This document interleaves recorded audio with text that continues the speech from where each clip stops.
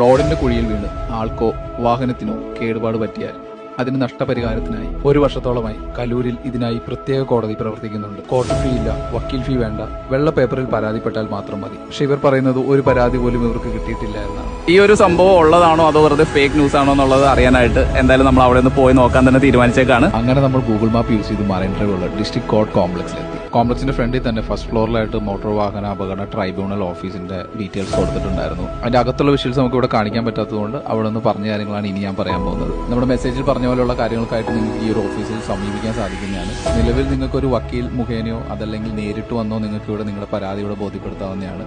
പരാതിക്കായിട്ട് ആകെ വേണ്ടതെന്ന് പറഞ്ഞാൽ 5 രൂപയുടെ ഒരു ആപ്ലിക്കേഷൻ ഫോം മാത്രമാണ് വേണ്ടത്.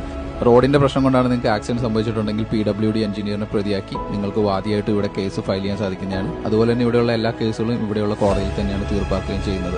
ചില കേസുകൾക്ക് FIRും കാര്യങ്ങളും ആവശ്യമായിട്ട് വരും. ഈ ഒരു മെസ്സേജ് വാട്സ്ആപ്പ് ഗ്രൂപ്പിലോ അല്ലെങ്കിൽ ഫ്രണ്ട്സ് വഴി നിങ്ങൾ കണ്ടിട്ടുണ്ടാവും. അപ്പോൾ ഇതുള്ളതാണോ ഇല്ലയോ എന്ന് അന്വേഷിച്ചാണ് നമ്മൾ ശരിക്കും ഈ ഒരു വീഡിയോ ചെയ്തത് തന്നെ. അങ്ങനെ ഒരു സ്ഥലമുണ്ട്. അപ്പോൾ നമ്മുടെ റോഡിന്റെ പ്രശ്നങ്ങൾ കൊണ്ടൊക്കെയുള്ള ആക്സിഡന്റ് ആണെങ്കിൽ നിങ്ങൾക്ക് നേരിട്ട് വരെ കംപ്ലയിന്റ് ചെയ്യാനുള്ള ഓപ്ഷൻ നമ്മുടെ നാട്ടിൽ അവൈലബിൾ ആണ്. ഈ ഒരു ഇൻഫർമേഷൻ മാക്സിമം ആളിലേക്ക് എത്തിക്കാനായിട്ട് ശ്രമിക്കുക. കാരണം ഈ ഒരു ഓഫീസിന്റെ സേവനം നിങ്ങൾക്കോ നിങ്ങളുടെ സുഹൃത്തുക്കൾക്കോ എപ്പോഴെങ്കിലും ആവശ്യമായിട്ട് വന്നേക്കാം. അപ്പോൾ നിങ്ങളുടെ അഭിപ്രായങ്ങൾ നമ്മുടെ കമന്റ് ബോക്സിൽ മെൻഷൻ ചെയ്യാം. ഇനി ഇതുപോലുള്ള വീഡിയോസും കാര്യങ്ങളൊക്കെ ആയിട്ട് വരുന്നതായിരിക്കും. Stay tuned.